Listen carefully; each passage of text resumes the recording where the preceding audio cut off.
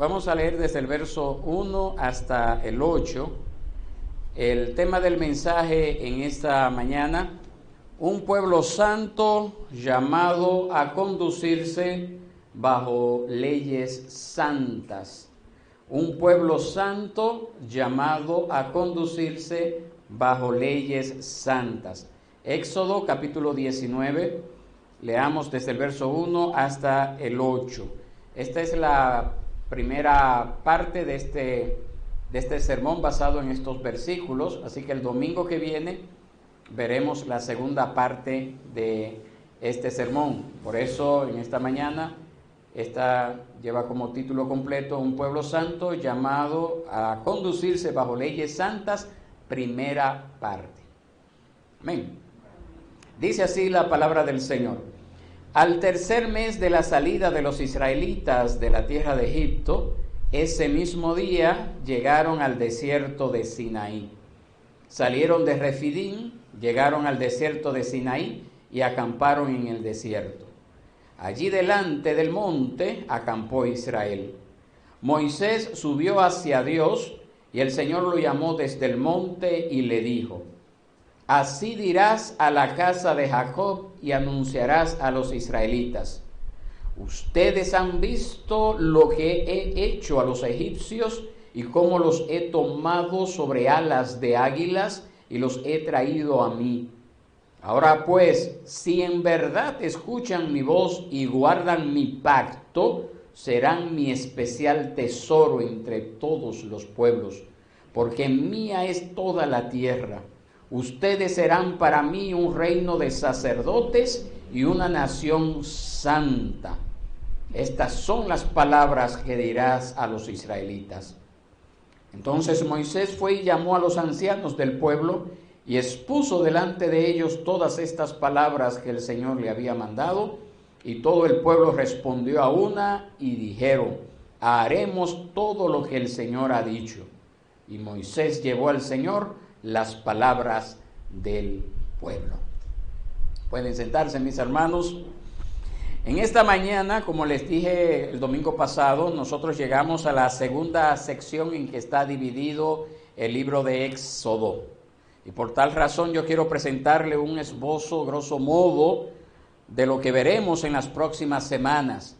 Pero antes de entrar en detalles, es bueno que nosotros consideremos un poquito la razón por la que el pueblo ha llegado hasta aquí. ¿Por qué ha llegado hasta este lugar? ¿Por qué está allí reunido? Y para esto, para saber por qué ha llegado allí, nosotros tenemos que irnos a Génesis, en sus capítulos 12 hasta el 22, que allí se nos revela la base de la separación de la nación de Israel de los demás pueblos de la tierra, con el fin de ser siervo de Dios en la tierra. Llamado este pueblo Israel para conservar el conocimiento del único y verdadero Dios en medio de civilizaciones paganas, y que también estuviera dispuesto a recibir la revelación progresiva de Dios en gracia, esa revelación que Dios habría de dar en gracia de sí mismo, como Dios habría de manifestarse. Eso nosotros lo vemos cuando Dios llamó a Abraham. Abraham fue ese instrumento que Dios utilizó para que este pueblo pudiera llegar a ser este pueblo muy especial, para que este pueblo llegara a ser el guardián de la palabra de Dios. Por esa razón es muy importante recordar ese pacto que Dios había hecho con Abraham. Era un pacto que se había hecho de manera unilateral e inmutable. Ese pacto fue formulado sobre la base de las promesas de Dios y confirmada por un juramento de parte de Dios. Nada dependía de Abraham como tal. Dios le había dicho: mira, yo establezco mi pacto contigo, yo voy a bendecirte, en tu simiente serán benditas todas las familias de la tierra, yo voy a prosperar tu camino, tu descendencia va a ser como la arena del mar. Ve a ver si la puedes contar. Ve a ver si puedes ver y contar las estrellas del cielo. Así yo haré tu descendencia, que no es posible de contarla. El apóstol Pablo explaya en detalle lo que son esos rasgos de ese pacto unilateral. Usted sabe lo que significa unilateral, ¿verdad? De parte de una sola persona. Y el apóstol Pablo habla de ello en Gálatas capítulo 3, específicamente en los versos 15 al 18, que yo le invitaría a que usted lo pueda leer con detalle en su casa. Nosotros sabemos en Génesis que Abraham era un hombre solo, y aún la fecha en ese momento de recibir el sello del pacto por medio de ese juramento que había hecho el Señor, pues no había llegado. En ese momento solamente estaba Abraham y tenía un heredero que también había llegado a ser ese heredero por obra y gracia de Dios, porque su esposa Sara era estéril, no podía concebir, y Dios obró para que este descendiente naciera. Pero Dios había prometido abundante descendencia y la formación de un pueblo que vendría a ser innumerable y que vendría a poseer la tierra de Canaán.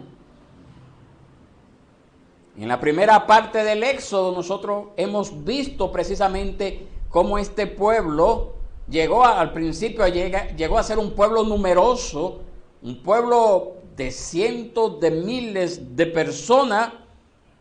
Ahí nosotros vemos cómo se dio el cumplimiento de estas promesas que garantizaba que Dios cumpliría lo que había prometido a Abraham. Pero era un pueblo esclavo, era un pueblo que estaba sometido a dura servidumbre bajo el poder y el yugo de los egipcios. Y nosotros también vimos al inicio de esta serie cómo Dios libertó a este pueblo, cómo Dios levantó a este pueblo y lo libertó con mano fuerte, con mano poderosa. Lo libertó de la mano de Faraón, los llevó por el camino, por el desierto, y los que se le enfrentaron también sufrieron grande derrota. Y Dios le proveyó alimento, Dios le proveyó agua, como Dios había cumplido su promesa.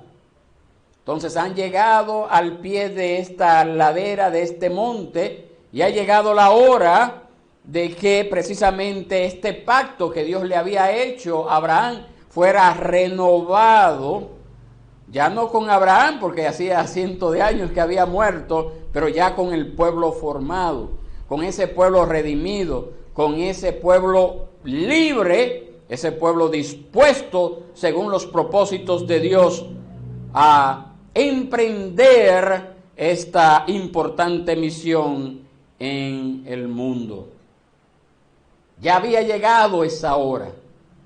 Ese era el momento en el cual Dios habría de confirmar su pacto. ¿Cuál pacto? El que había hecho a Abraham. Nosotros leyendo un poquito en el capítulo 3 de Éxodo, nosotros podemos ver que cuando Moisés cuidaba las ovejas de Yetro, nos dice que él llegó hasta Horeb, monte de Dios. Eso lo podemos ver en el capítulo 3, verso 1 de Éxodo. El Señor se le apareció allí en esa zarza que ardía y no se consumía. Y en el verso 5 de Éxodo 3 le dice el Señor: quítate las sandalias de los pies, porque el lugar donde estás parado es tierra santa. Y después de habérsele revelado como el yo soy el que soy, llamó a Moisés para que sacara a los israelitas de Egipto. Y le dijo, Éxodo 3:12, si usted me acompaña allí se dará cuenta de lo que le dijo el Señor: cuando hayas sacado al pueblo de Egipto, ¿qué ocurriría? Ustedes adorarán a Dios en este monte. Ustedes adorarán a Dios en este monte. Es decir, que la aparición del Señor en la zarza ardiente, esa zarza que no se consumía, ocurrió precisamente en este lugar donde se hallaba reunida la nación de Israel, ahora en este capítulo 19. Entonces, este capítulo 19, aquí nosotros tenemos lo que es la introducción que hace el Señor mismo a ese código de leyes que habrían de regir a partir de ese momento a la nación de Israel. El Sinaí o el Horeb es lo mismo. Y le dijo a Moisés estas palabras en privado, diciéndole que llevara el mensaje al pueblo.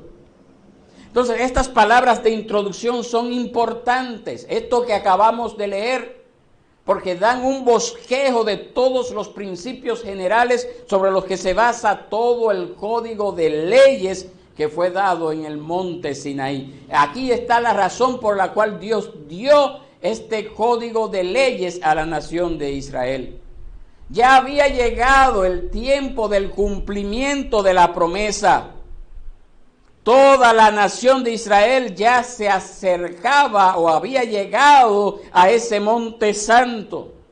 Nos dice la palabra aquí en Éxodo 19 que en el tercer mes de la salida de Egipto, los israelitas acamparon frente a él, frente al monte.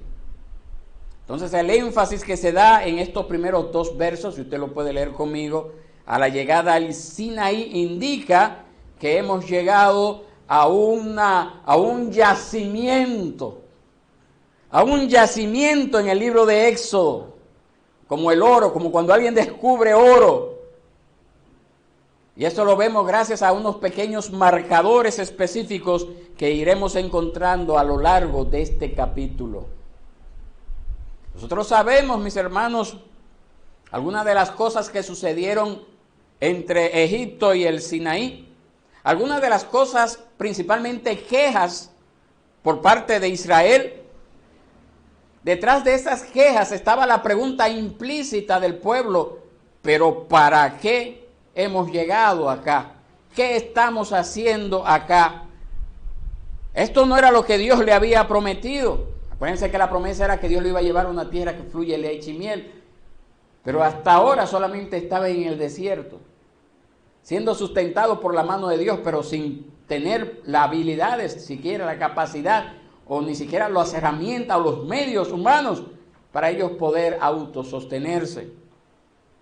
Y la verdad es, mis hermanos, que desde el monte Sinaí, en esa región de esa península donde ellos estaban asentados en ese momento, esa tierra prometida quedaba más lejos que nunca.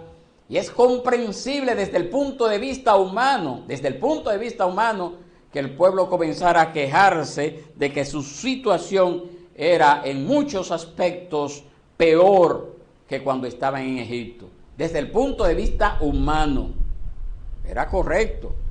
En el desierto, el puro desierto, estaban peor que cuando estaban en Egipto. Ahora, ¿se acordaba Moisés de lo que el Señor le había dicho cuando él estaba en aquel lugar cuidando las ovejas, cuando se le apareció en la zarza ardiente? Cuando el Señor le había dicho: la señal para ti, Moisés, de que soy yo el que te ha enviado será esta: cuando haya sacado al pueblo de Egipto, ustedes adorarán a Dios en este monte. Le ayudaban a Moisés esas palabras de reconocer que ese camino que ellos habían seguido era el correcto, a pesar de que aparentaba que los llevaba más y más lejos de su destino. Se preguntó Moisés en algún momento, en alguna ocasión: ¿a dónde va a parar esto? ¿A dónde va a parar esto? Para nosotros que tenemos la Biblia en nuestras manos, es posible, ¿verdad?, pues mirar hacia atrás y decir: eso está todo claro, eso está todo bien. Pero tenga pendiente, mis hermanos, que Moisés estaba dando pasos de fe. Él estaba obedeciendo a la voz de Dios. Él no sabía hacia dónde, cuál era el futuro que le deparaba. Nosotros lo sabemos porque ya ocurrió, pero él no lo sabía en ese momento. Entonces, era algo que demandaba una gran fe.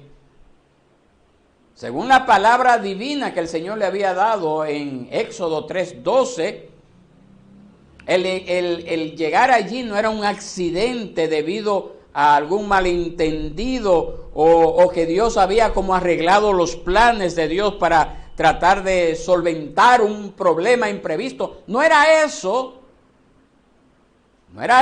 mis hermanos. ¿Qué era lo que Dios le había dicho a Moisés? Éxodo 3:12. Cuando saques a Israel de Egipto, esta es la señal que te voy a dar. Ustedes vendrán aquí y adorarán en este monte. Este no era un lugar tampoco transitorio donde ellos iban a durar un tiempo para descansar, como en el caso de Refidín, que habían salido recientemente, o en el caso de Elín, donde estaban las 70 palmeras. No era esto, mis hermanos. El Sinaí era de hecho el destino más importante del viaje. La meta establecida por el Señor era allí donde habían llegado, donde llegaron, donde leemos en este capítulo 19 que llegó el pueblo. Ese era el lugar que tenía que llegar. Ese era el lugar donde ellos tenían que hacer un par en el camino y estar dispuestos a oír y recibir la ley de Dios. Y ahí hay 3 verdades que también nosotros debemos de tomar en cuenta y que debemos de aprender para nuestras vidas. En primer lugar, aquellos que han sido redimidos por el Señor, todo aquel que ha sido redimido por el Señor, todo aquel que el Señor ha traído a salvación, tiene que aprender a andar según la dirección que le da el Señor en su palabra. Usted debe de aprender a andar según la dirección que el Señor le da en su palabra, independientemente de si usted entiende que eso tiene sentido o no, independientemente de si usted entiende desde el punto de vista humano que se está haciendo lo correcto, independientemente de eso. Los israelitas habían sido redimidos por la sangre del Cordero, ¿se acuerda? Esa sangre que había sido puesta en los dinteles de las casas y que el ángel de la muerte había pasado por alto para no traer muerte a los primogénitos de los hebreos o de aquellos que tuvieran la sangre del Cordero pintada en las paredes. ¿Se acuerdan de eso? El Señor había redimido por la sangre del Cordero y eso representa a Cristo Jesús. Y lo había traído como destino principal de su peregrinaje al lugar donde ellos a partir de ahora deberían de estar dispuestos a escuchar su voz, a saber cuál era la voluntad de Dios para sus vidas, cuál era la ley de Dios para sus vidas. Habían llegado allí. Esa ley sencillamente son esas instrucciones acerca de cómo vivir una vida agradable a Dios.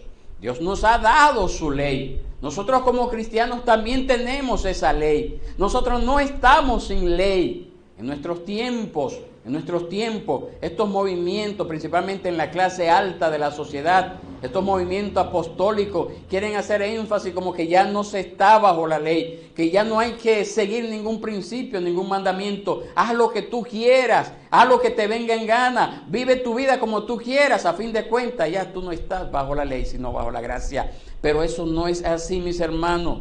Dios nos ha dado esa ley, esos principios, esos mandamientos, nos lo ha dado a nosotros como pueblo de Dios y somos llamados a estar atentos a escuchar esa voz. ¿Está usted atento a escuchar esa voz que nos dice por dónde debemos de andar, cómo debemos de andar? ¿Cuál debe ser nuestra actitud ante ciertas circunstancias de la vida? ¿Está usted dispuesto a eso? ¿O todavía quiere dejarse llevar por las emociones, por el sentimentalismo o por frases muy bonitas, elaboradas con palabras altisonantes que a fin de cuentas no llevan a nada? ¿Qué usted desea realmente seguir? ¿La voz de Dios o la voz del hombre? Claro está, mis hermanos, que la ley que Dios nos ha dado no es como una escalera de méritos donde usted intenta subir con una obediencia inexorable para ganar puntos a favor de su vida, a favor suyo, en beneficio suyo. No, mis hermanos, la ley que Dios nos ha dado es un modo de vida que ha sido revelado a todos aquellos que ya han ganado el favor de Dios, que ya han recibido el favor de Dios. Dios nos acerca a sí mismo por gracia, y después que nos acerca, nos salva, entonces nos pide que vivamos de una forma agradable a Él. Si usted no me lo cree, vea lo que dice el verso 4 y el verso 5. La gracia de Dios precede a la ley de Dios. Claro está, primero Dios nos salva por gracia y su gracia se extiende para salvar. Entonces luego que nos salva, esa ley nos es revelada, nos es dada a conocer para que vivamos por ella. Entonces la primera característica de los que han sido salvados es que poseen, conocen y se guían por la palabra del Dios que le ha salvado. Eso es lo primero. Usted posee esa palabra, usted llamado a guiarse por esa palabra, usted llamado a dirigirse por esa palabra debe de guiar su vida, no las emociones, no el sentir, no lo que usted sienta en un momento dado. En nuestros antepasados, en este caso específico de la nación de Israel, esa palabra les vino a través de Moisés. En nuestro caso, que somos herederos del nuevo pacto, de la sangre de Jesús, que hemos recibido a través de ese sacrificio perfecto que obró Cristo en la cruz del Calvario, esa palabra nos ha sido dada por completo en las Sagradas Escrituras. Así que usted no tiene opción de decir, no, es que yo sé que eso lo dice, pero no estoy dispuesto a hacerlo. Desde el capítulo 19 de Éxodo hasta el final de este libro, nosotros vemos a Israel acampado a los pies del monte Sinaí. Entre este capítulo 19 hasta llegar al capítulo 40 de Éxodo, nosotros vemos que transcurren alrededor de casi un año. Y esta segunda sección de Éxodo marca lo que son como una especie de ascensos que tuvo Moisés al monte para reunirse y escuchar la voz de Dios allí. 7 ascensos que tuvo Moisés. Los primeros 3 ascensos nosotros lo encontramos en este capítulo 19 y tienen como una naturaleza preparatoria. Desde el verso 3 hasta el verso 8, desde el verso 9 hasta el 15, desde el verso 16 hasta el 25. Y aquí nosotros vemos cómo en este primer ascenso que tiene Moisés, en estos primeros versos, desde el verso 3 hasta el 8, vemos cómo el Señor llamó a Israel a ser obediente a su palabra. Solo primero, a esas personas que Dios ha traído a sí mismo, como nos dice el verso 4, estamos obligados a escuchar y obedecer, como dice el verso 5, para así que podamos recibir las promesas de Dios. Primero es la obediencia. Dios nos salva por gracia. Claro está, no tengo que hacer nada para ser salvo. Ahora, luego que Él me ha salvado, yo soy llamado, yo soy obligado a obedecer. A obedecer lo que Dios ha mandado en su palabra. Yo no tengo opción, yo no tengo excusa, pero usted tampoco. Todo aquel que ha sido llamado por el Señor es obligado a obedecer lo que Dios ha revelado en su palabra. No es opcional. Todo lo que Dios ha revelado en su palabra. Por eso es tan importante estudiarla, leerla, profundizar en ella, venir acá y recibir esta palabra. Luego, en el segundo ascenso que Moisés tiene, que lo veremos más adelante en estos versos, desde el verso 9, el 8, la segunda parte hasta el 15, allí nosotros vemos cómo el Señor estableció la manera en que su pueblo recibiría su palabra. La obligación de obedecer es apoyada por la maravilla de la revelación, en este caso a través de Moisés, verso 9, y como un solo pueblo santo puede permanecer delante del Señor, era necesario que hubiera un tiempo de preparación mientras ellos esperaban la trompeta de la invitación que veremos en los versos 10 y 14. Nosotros somos llamados a ser santos, apartados, consagrados para Dios, dedicar nuestra vida al Señor, mis hermanos. No es que el Señor ocupa como un lugar en una esquina de mi vida. Mi vida debe de girar en torno al Señor. Y todo lo demás debe de ser alternativo a esa vida consagrada que el Señor me pide. Eso lo vemos, por ejemplo, en ese tercer ascenso que tuvo Moisés, que lo veremos en detalle más adelante en los versos 16 al 25. Allí Moisés y los mismos sacerdotes conocieron la increíble intensidad y seriedad de la santidad del Señor, y que este era un Dios del que no se debe de abusar y que no se debe de tomar a la ligera. Israel era el pueblo escogido que Dios había traído a sí mismo y había ordenado obedecer la verdad revelada, así que tenía que estar comprometido a la santidad personal y ser sensible a la presencia del Espíritu Santo. Así también como pueblo de Dios, Dios nos llama a ser sensibles, obedientes y comprometidos con lo que Él ha revelado en su palabra. A eso nos llama el Señor. ¿Es usted pueblo de Dios o no lo es? Si es pueblo de Dios, el Señor le llama a estar comprometido con lo que Dios le interesa, lo que a Dios le interesa. No hay opción, vuelvo y repito. Una peculiaridad que nosotros vemos en el caso de los 10 mandamientos es que estos fueron comunicados por el Señor con su propia voz a Israel y fueron escritos por Dios. Y dice que esta experiencia fue tan aterradora, nos dice Éxodo 20:18, que el pueblo de Israel no podía soportarla. Y por esa razón le pidieron a Moisés que fuera su mediador. No podemos escuchar la voz de Dios. Ese Dios santo que muchas veces es puesto como algo muy común en muchas iglesias, hasta coros que escuchamos ordenándole a Dios, Jehová ven, Jehová ven. Ese Dios no es el Dios de la Biblia. Ese Dios que adoran, que dicen cantar a través de esas canciones, no es el Dios de la Biblia. Y nosotros tenemos que ser personas del libro, tenemos que ser personas reverentes a la presencia del Señor.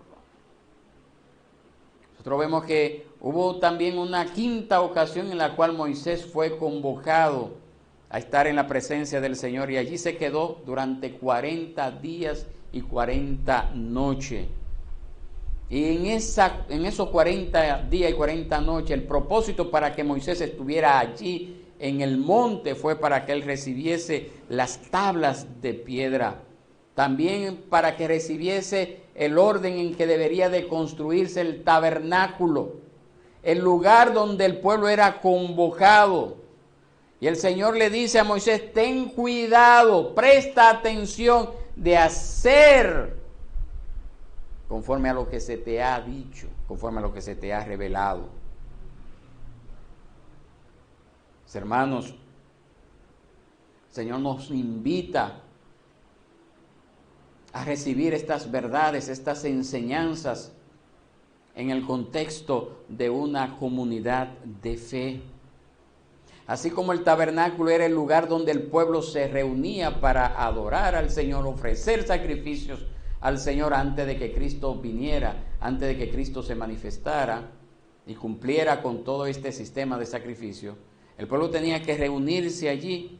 Entonces, un redimido obediente a los mandamientos del Señor tiene que aprender también a vivir en comunidad. Tiene que aprender a vivir, a adorar a Dios en comunidad con otros creyentes. No solamente decir: yo tengo estos códigos, yo tengo estos principios, yo tengo estos mandamientos y ya lo voy a vivir independientemente de otros creyentes. Si usted conoce a alguien que se hace llamar evangélico, cristiano, lo que sea, y dice: yo no necesito congregarme porque yo vivo estos códigos en mi casa, dígale a usted que el Señor le ordena en su palabra y que todo el contexto del plan salvífico de Dios, comenzando desde esta nación de Israel hasta el final de los tiempos, siempre la adoración se hace en comunidad. No tenemos la libertad de decir, yo puedo vivir los mandamientos de Dios en mi casa sin ser parte de una comunidad de fe. Todas estas enseñanzas, todos estos mandamientos fueron instituidos por el Señor en el contexto de vivir en obediencia a ellos, pero también con otro grupo de personas de igual forma comprometidos a junto estimularse, fortalecerse, como nos dice el libro de Hebreos, al amor y a las buenas obras.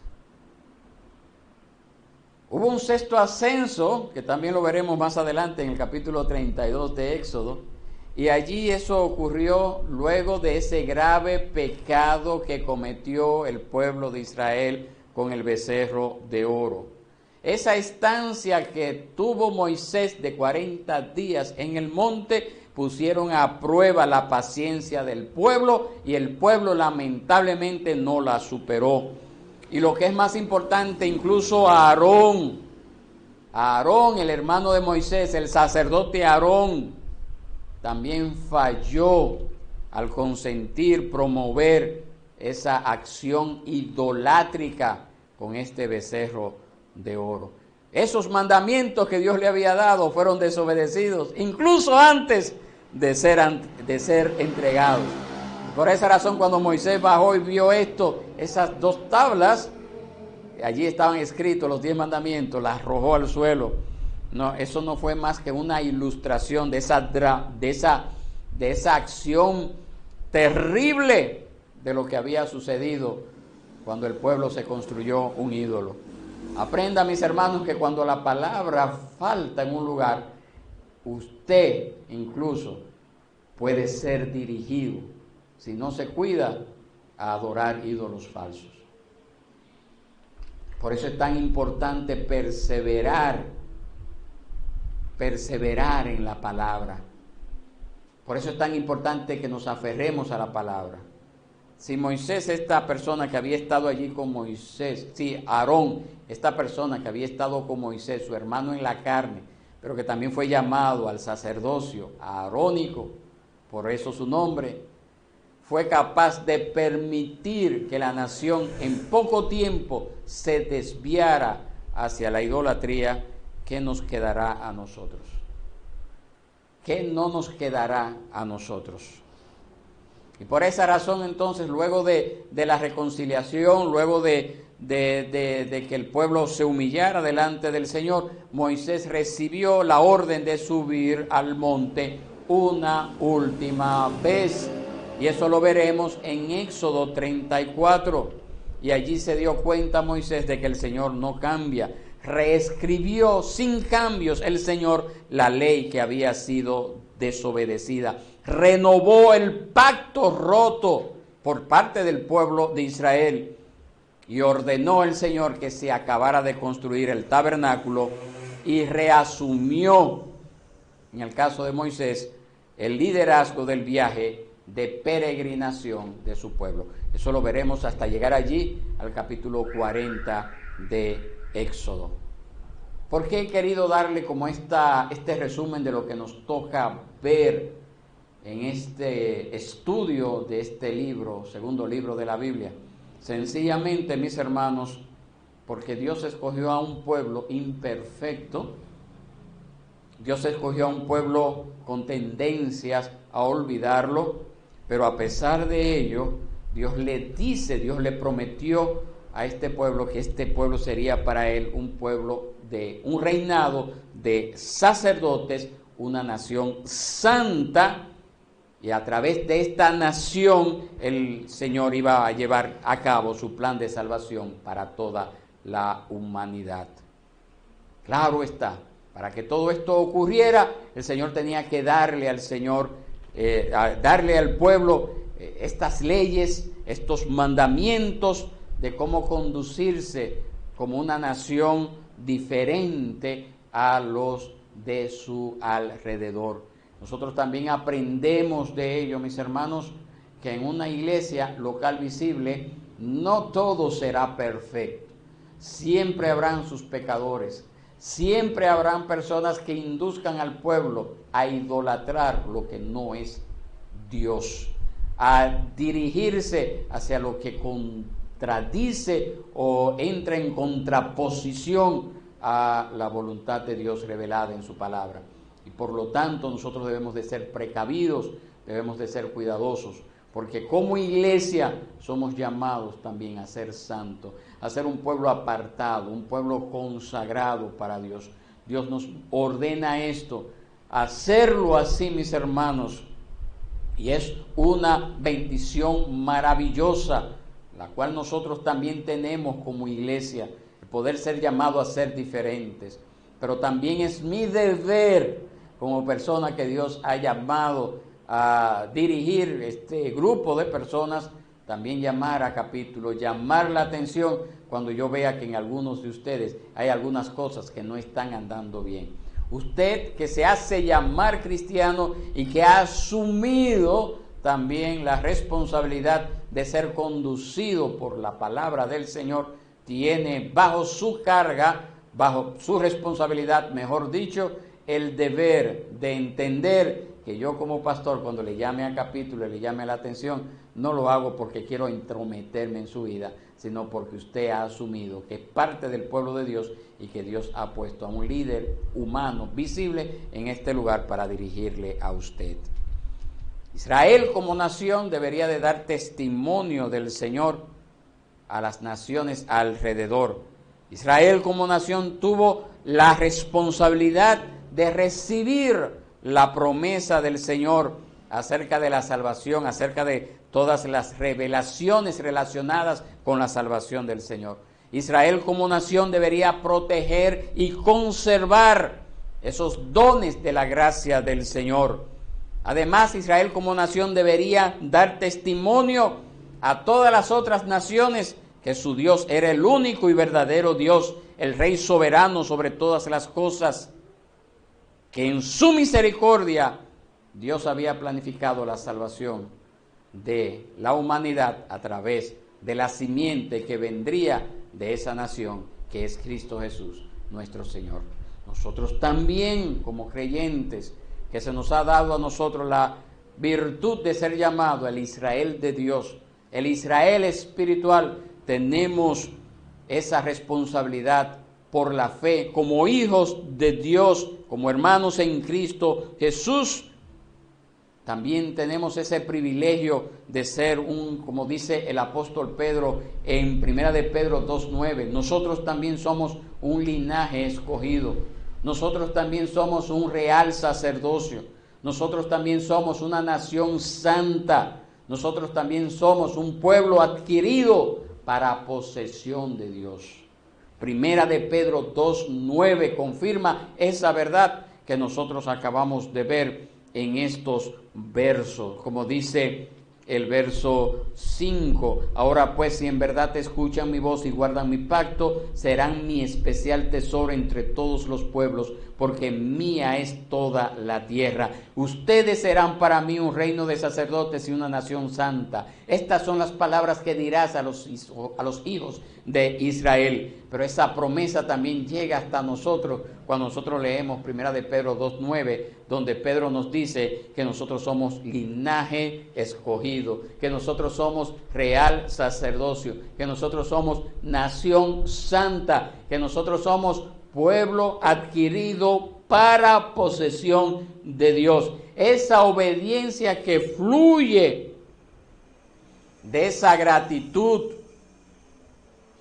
que tenemos por lo que el Señor ha hecho en nosotros, lo que el Señor está haciendo y lo que el Señor hará.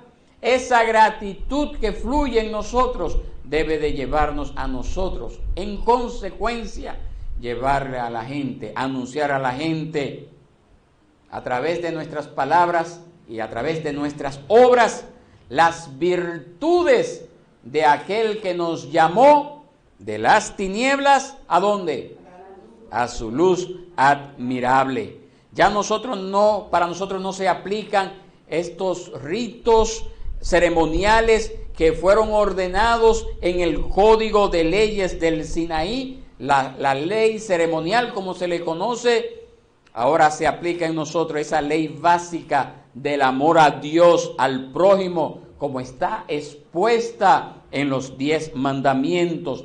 Estos 10 mandamientos es nuestra regla, esos 10 mandamientos es nuestra guía para tener una vida que sea agradable a Dios y conforme a su santa voluntad. Ese es el desafío que tenemos como cristianos que somos, vivir acorde a estos mandamientos, vivir acorde a estas ordenanzas, vivir acorde a lo que el Señor ha hablado en su palabra, y permitir que Él siga haciendo esa obra completa en nosotros hasta el final de los tiempos. Es nuestro deber entender que somos llamados a vivir en los frailes, pero no ser de los frailes.